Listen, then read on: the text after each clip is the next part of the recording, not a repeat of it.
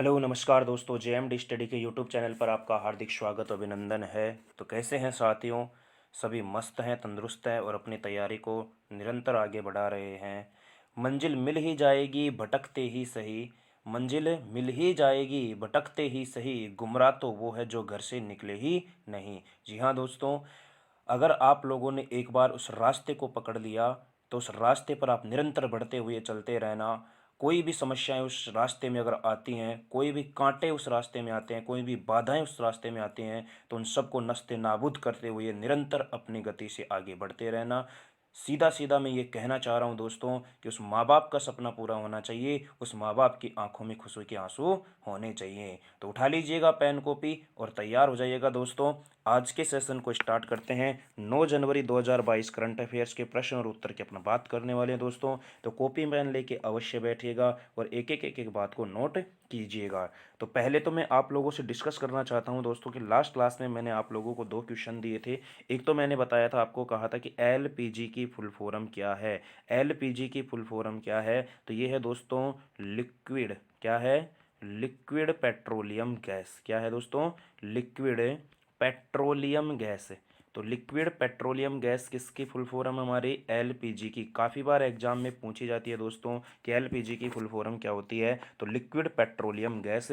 और एक मैंने कल आपको दिया था कि जो हमारे वाणिज्य और उद्योग मंत्री कौन हैं, तो हमारे जो वाणिज्य और कृषि उद्योग मंत्री जो हैं दोस्तों, वो हैं पीयूष गोयल। कौन है दोस्तों?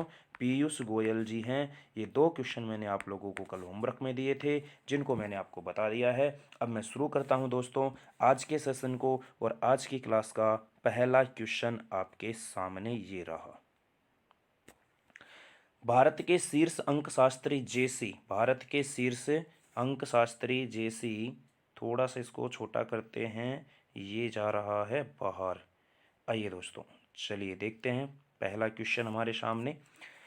भारत के शीर्ष अंक शास्त्री जेसी चौधरी हैं। हाल ही में लगभग कितने प्रतिभागियों को प्राचीन विज्ञान के बारे में शिक्षित करके गिनीज वर्ल्ड रिकॉर्ड बनाया है? तो उन्होंने कितने प्रतिभागियों को प्राचीन विज्ञान के बारे में जानकारी दी है दोस्तों? तो 6000 प्रतिभागियों को जो जेसी चौधरी जी हैं, शीर्ष अंक शास्त्री हैं, इन्होंने प्राचीन विज्ञान के बारे में 6000 प्रतिभागियों को बताया था, जो कि गिनीज वर्ल्ड रिकॉर्ड है। और ध्यान रखना दोस्तों, ये 2022 का पहला वर्ल्ड रिकॉर्ड है। 2022 का पहला प्रथम वर्ल्ड रिकॉर्ड बन गया है। प्रथम वर्ल्ड रिकॉर्ड। अब इसके बाद तो खूब बन सकते हैं, लेकिन 2022 का प्रथम वर्ल्ड रिकॉर्ड हमारे से पूछा जाएगा तो वो यही होगा दोस्तों कि जो जेसी चौधरी जी हैं अंकशास्त्री, उन्होंने प्राचीन विज्ञान के बारे में 6000 प्रतिभागियों को क्या दी थी? जानकारी दी थी, या उनको शिक्षित किया था, उसके बारे में अध्ययन करवाया था। बात करें दोस्तों, तो और इसके लिए ध्यान रखना, जो ये गिनीज वर्ल्ड रिकॉर्ड है, ये कहाँ पे दोस्तों? London. Guinness world record London ने इस उपलब्धि के लिए एक नई श्रेणी बनाई है, और उस श्रेणी का नाम आपको ध्यान रखना है, और उसका नाम है दोस्तों न्यूमेरोलॉजी। क्या है? न्यूमेरोलॉजी। न्यूमेरोलॉजी। तो ये ध्यान रखना, एक नई श्रेणी बनाई है वर्ल्ड रिकॉर्ड, गिनीज वर्ल्ड ने जो गिनीज वर्ल्ड रिकॉर्ड लंदन है दोस्तों, उसने एक नई श्रेणी बनाई है न्यूमेरोलॉजी। उस न्यूमेरोलॉजी में जो अंकशास्त्री जेसी चौधरी हैं, जिनके द्वारा 6000 प्रतिभागियों को प्राचीन विज्ञान के बारे में जानकारी दी गई है। चलिए दोस्तों, बढ़ते हैं नेक्स्ट क्वेश्चन की तरफ। क्वेश्चन नंबर 2, ध्यान से समझने की कोशिश करना। अच्छा प्रश्न है दोस्तों ये भी। मैं फिर कह रहा हूँ आप लोगों से, कॉपी पेन लेके अवश्य बैठना। जो भी चीज़ें नोट करने के लिए हों उनको नोट कीजिएगा। निम्न में से किस बैंक ने हाल ही में क्राइसिस फॉर बिजनेस कंटिन्यूटी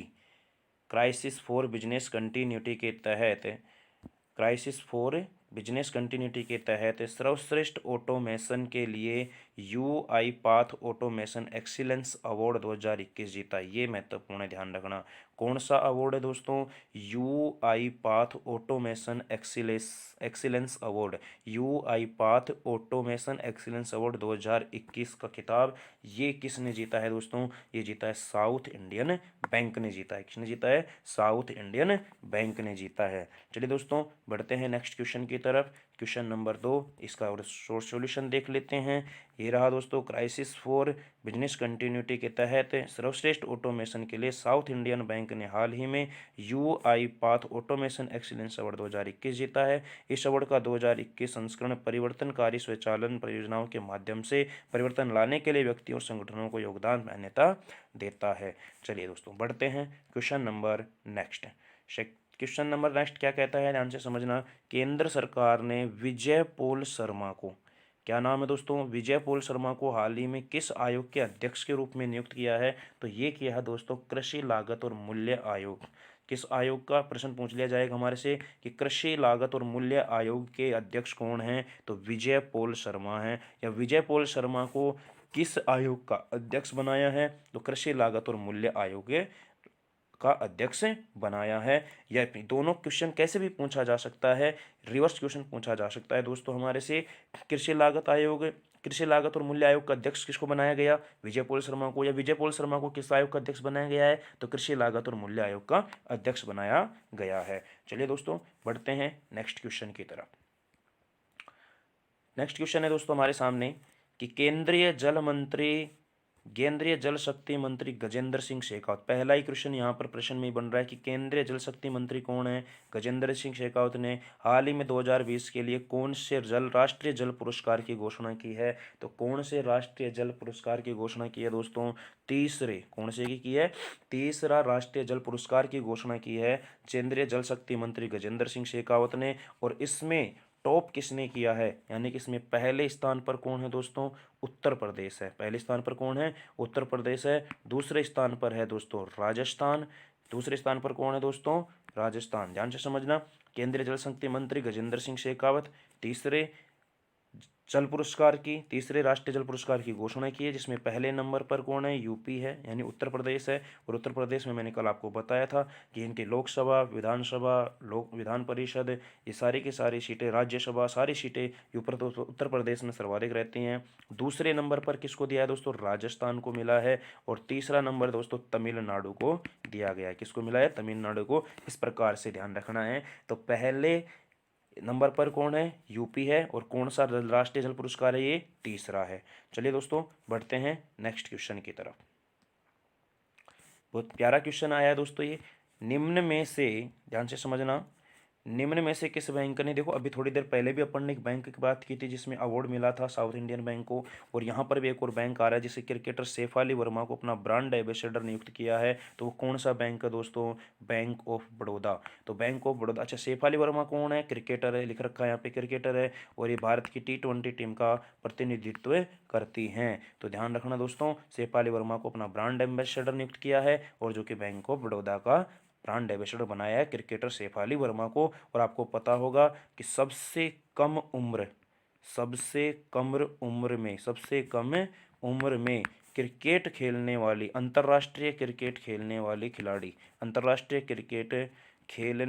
खिलाड़ी कौन है? शेफाली वर्मा। खेलने वाली कौन है दोस्तों? ये खिलाड़ी है, क्रिकेटर है। तो सबसे कम उम्र में क्रिकेट खेलने वाली सबसे कम उम्र में खिलाड़ी कौन है? शेफाली वर्मा है, जिन्होंने सचिन तेंदुलकर का भी रिकॉर्ड तोड़ा था। चलिए दोस्तों बढ़ते हैं नेक्स्ट क्वेश्चन की तरफ। और ये भी बहुत शानदार प्रश्न है, ध्यान से समझने की कोशिश करना। कैरेबियाई राष्ट्र एंटीगुआ और बरमूडा नहीं है दोस्तों, ये बारबूडा है। ध्यान रखना, बरमूडा अलग है। और बरमूडा तो वो देश है दोस्तों जिसने टोक्यो ओलंपिक में सबसे छोटा देश, यानी कि एक स्वर्ण पदक जीतने वाला सबसे छोटा देश कौन सा था?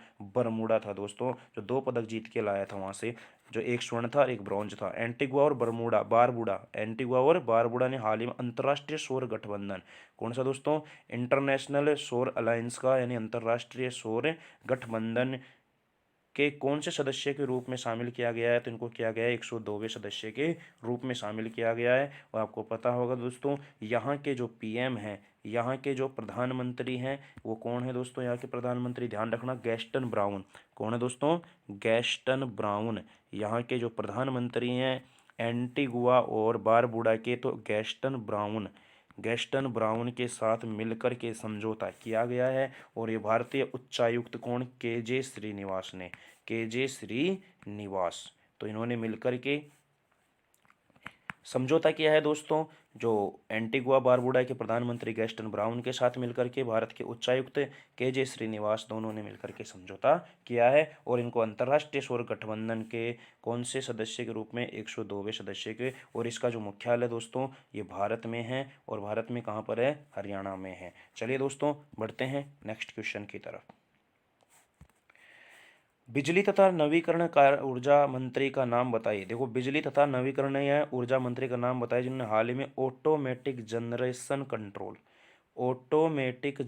कंट्रोल लॉन्च किया है। तो बिजली और नवीकरणीय ऊर्जा मंत्री कौन है? राजकुमार सिंह। कौन है दोस्तों?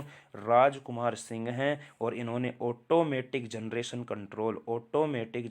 कंट्रोल का लॉन्च किया है। किसने? राजकुमार सिंह ने। ध्यान रखना है ये ऑटोमेटिक जनरेशन कंट्रोल किससे संबंधित है? बिजली से संबंधित है, ऊर्जा से संबंधित है, जिसका हाल ही में लॉन्च किया गया है राजकुमार सिंह जी के द्वारा। ये ध्यान रखना है आपको। चलते हैं दोस्तों नेक्स्ट क्वेश्चन की तरफ। अगला क्वेश्चन हमारे सामने इस प्रकार से है कि निम्न में से किस राज्य सरकार ने हाल ही में राज्य में student startup and innovation policy 2.0 की है? ये महत्वपूर्ण प्रश्न है, ध्यान रखना। SSIP student startup and innovation policy, SSIP। तो SSIP में आपको क्या ध्यान रखना है? Student startup and innovation policy 2.0 कौन सी है दोस्तों? 2.0 या 2.0 है। जो कौन सी सरकार ने, राज्य सरकार ने स्टार्ट किया है दोस्तों? ये गुजरात ने किया है और गुजरात के जो मुख्यमंत्री हैं भूपेंद्र सिंह जी, इन्होंने यहाँ पर इसको विमोचन किया है, भूपेंद्र सिंह। और यहाँ के दोस्तों शिक्षा मंत्री, यहाँ के कौन हैं? यहाँ के जो शिक्षा मंत्री हैं दोस्तों जीतू भगानी। यहाँ के शिक्षा मंत्री कौन हैं? जीतू भगानी। इन दोनों ने यहाँ पर इसका क्या किया है? विमोचन किया है, यानी कि इसको स्टार्ट किया है। ध्यान रखना आप लोगों को ये। और ध्यान रखना दोस्तों गुजरात के बारे में, सर्वाधिक तटीय सीमा बनाने वाला राज्य भी कौन सा है? गुजरात है। और गुजरात में आपको पता होगा स्टेचू ऑफ यूनिटी बनी हुई है जो कि सरदार वल्लभ भाई पटेल जी की है। साधु बेट द्वीप पर है दोस्तों वो। तो ये जानकारी आप लोगों को होगी दोस्तों। पढ़ना तो आपको पड़ेगा साथियों, मेहनत आपको करनी पड़ेगी। चलिए बढ़ते हैं नेक्स्ट क्वेश्चन की तरफ। क्वेश्चन हमारा लास्ट क्वेश्चन है आज की क्लास का। चलिए दोस्तों, और ये भी बहुत प्यारा और बहुत शानदार प्रश्न है, ध्यान से समझना। किस देश ने हाल ही में कानून बनाकर बाल विवाह पर पाबंदी लगा दी है? देखिए दोस्तों, आपको पता होगा कि बाल विवाह एक कानूनी अपराध है जिसके ऊपर रोक लगा दी है। और वे कौन सा देश लगा रहा है? फिलीपींस लगा रहा है। कौन सा देश ने कानून बनाया है? फिलीपींस ने कानून बना दिया गया है। बाल विवाह पर पाबंदी लगा दी गई है और कहा गया है कि अगर किसी ने भी, ध्यान रखना, बाल विवाह के सर्वाधिक केसों के मामले में फिलीपींस कौन से स्थान पर है? 12वें स्थान पर है। कौन से स्थान पर है? 12वें स्थान पर है। और यहाँ पर सीधा सीधा कानून बना दिया गया है कि 18 वर्ष से कम उम्र में शादी करने के लिए, कि अगर आप लोगों ने किसी बालिका की 18 वर्ष से कम, या किसी बच्चे की या किसी लड़के या लड़की की 18 वर्ष से, लड़की की उम्र 18 वर्ष कर रखी है दोस्तों यहाँ पे, तो अगर किसी ने 18 वर्ष से कम उम्र में शादी की तो उनके पेरेंट्स को 12 वर्ष की क्या होगी? जेल होगी। 12 वर्ष की क्या होगी? जेल होगी। ऐसा किसने बनाया है कानून? फिलीपींस ने बनाया है। तो चलिए दोस्तों देखते हैं इसका ये क्या कहता है सॉल्यूशन।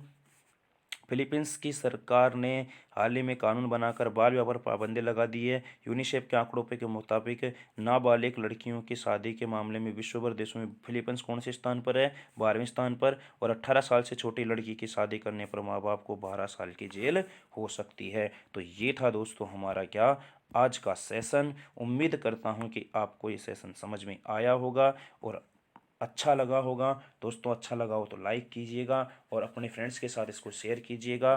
क्लास में कोई भी समस्या हो दोस्तों तो आपको कमेंट बॉक्स में कमेंट कर देना है। और दोस्तों आप लोगों का सपोर्ट ज़रूरी है। क्लास को लाइक करो, आपके अपना चैनल है दोस्तों, इसको सब्सक्राइब कीजिएगा और अपने फ्रेंड्स के साथ इसको क्या कीजिएगा, शेयर कीजिएगा। और सबसे बड़ी बात है दोस्तों, माँ बाप का सपना पूरा करने के लिए आपको मेहनत करनी पड़ेगी। तो चलिए दोस्तों, मिलते हैं अगली क्लास में। तब तक के लिए अपना और अपने परिवार का ख्याल रखना। जय हिंद दोस्तों, बाय बाय, टेक केयर।